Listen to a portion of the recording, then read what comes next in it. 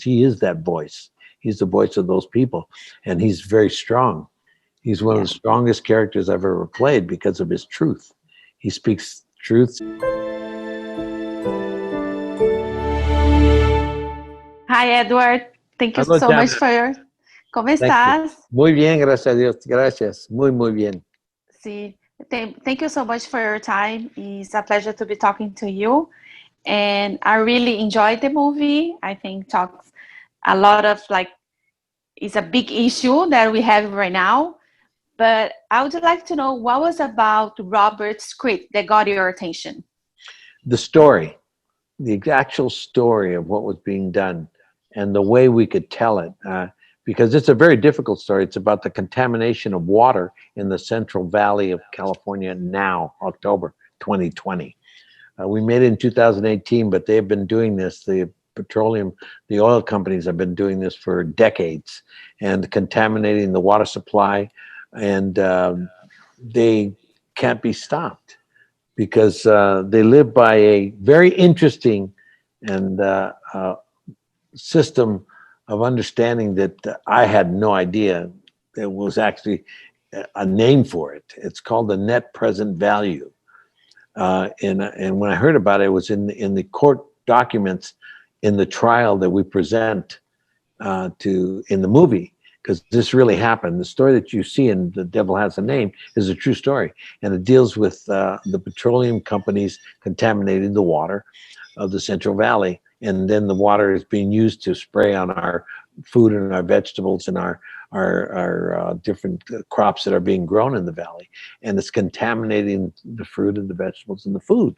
So, but what the net present value is the key to the whole movie, which means, and then very simple, net present value means if you make more money than it costs you to pay for the difficulty of what you're creating. In other words, if your product kills people, don't worry about it, because if you make more money than it costs you to defend it, go ahead and do it. And I said, holy mackerel, wait a minute, what? How did that work? If you make more money than it costs you to defend yourself in a court of law, and it costs you, say you make 5 billion a day or 5 billion a week, and it costs you 1 billion or 2 billion to make that 5 billion, go ahead and do it. And even though you're killing people, I mean, it doesn't matter because you're Yeah. making money. Greed. Yeah, it's greed, and then I think is a circle, like it's a cycle, because if you make more people sick, there is another corporation that is going to be benefit of out of that, and then you come back here, and it's like it's very like that's why I like it a lot, the movie, Me because too. touch in this part of the, it's not just here in California. I think it's the whole country. There's some certain states that suffer with that, and I like it a lot. So, if you have to put a name to the devil, which name do you put? The devil has a name, and in this case, the devil is greed. And the devil Great. hits corporations, it hits individuals, it hits people like, Haley Joel Osment's character, the little boy that comes, or the man who comes and talks to Fred about selling the water rights under his water. He says, we'll give you $50,000 for it. He's working for greed also. He's trying to make money and make his life, and he's trying to make somebody do something that is not good for that person. He's so greed is the devil, and it hits all levels of people and all levels. It could be the corporations, the oil companies, or it could be the little guy on the bottom of the pole and working on the fields.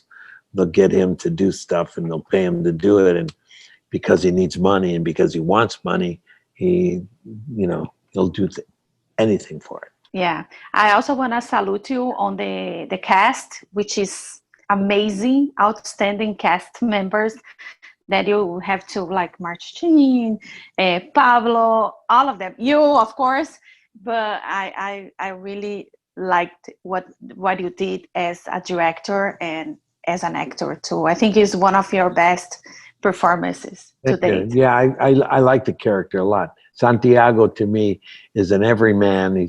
He speaks for people who've never really been able to speak at this level. He's a farm worker who has elevated himself through the years working on this farm, and for 30 years he's been helping this farmer, and he now has an equal voice with the farmer. They speak together as friends, and it's a buddy movie. It's about that Yeah. friendship and what they think about each other and how they deal with each other. And it's funny, it's enlightening, and it's very honest and real, and it'll get you. And definitely, Devil Has a Name is a movie that's going to make you think as well as entertain you. Oh yeah, and it's gonna be on pretty soon. Everybody's gonna be able to watch it, enjoy like I did. For you to be directing and acting at the same movie, what was the toughest one? What was the most challenge? It's easier than you would imagine to do all of it. It's easier once you really understand the story and you've been preparing yourself, because preparation is the key. I prepared myself to be able to act. I prepared myself to be able to direct and to produce and to make films and tell stories. Um, it's not natural. There's nothing natural about what we're doing. It's all learned. I learned how to do this. Anybody could learn how to do this. You just have to have the discipline and determination and perseverance and patience it takes to work in the arts. That's all. Anybody can do it. You just have to be able to discipline yourself to do the things you love to do when you don't feel like doing them. That's the key ingredient to life. Do Yeah. the things you love to do. When you don't feel like doing them, you become the best that you can be. Not better than somebody else, just the best that you can be. That's the key. Yeah, and also like you've been in this business like for a long time, doing a lot of great projects and everything. How much for you did you see that? How much did it change for the Latinos, and how much we need to still go for? Like, We have a long way to go because there's a lot of discrimination and prejudicisms against us.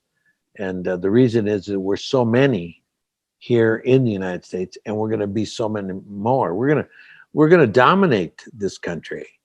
Within 20, 30 years, it'll be dominated by Latinos. And Latinos are black, white, brown, yellow, red. They're all different cultures that make a Latino. So it's going to be pretty hard to tell who's what. And the difference is that once we really are understood with the usage of the art forms like film and books and television and different disciplines, our dance, our music, once we're really understood and appreciated, like Coco was a great film because it helped people understand our culture, the Latino culture. And once that's happened, so you're going to see a large change because the Latinos help. They give more than they receive. And that's the key ingredient. We are constantly working to advance people, to help people. We help in unbelievable ways. And the first responders get a lot of credit, but the real first responders, the people who really give the most, are the people who are working out in the fields, who are picking up our food and making it possible for us to eat and have something to eat. And that's why Santiago is so important, because he is that voice. He's the voice of those people, and he's very strong. He's one of the strongest characters I've ever played because of his truth. He speaks truths, and he uses modern situations to really understand the present day. Unbelievably, he loves to use selfies. He loves to use yeah, texting. I saw it. I saw it. He loves. He's doing He it. loves it. He's constantly doing it. So it's wonderful.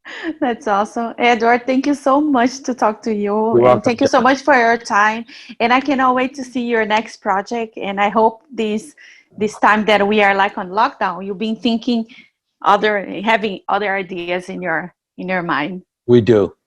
Yeah, that's awesome. Thank Thank you. you. Thank you so much. You're Bye. welcome. Bye. If you like this video, don't forget to comment, to like, and subscribe to our channel right here.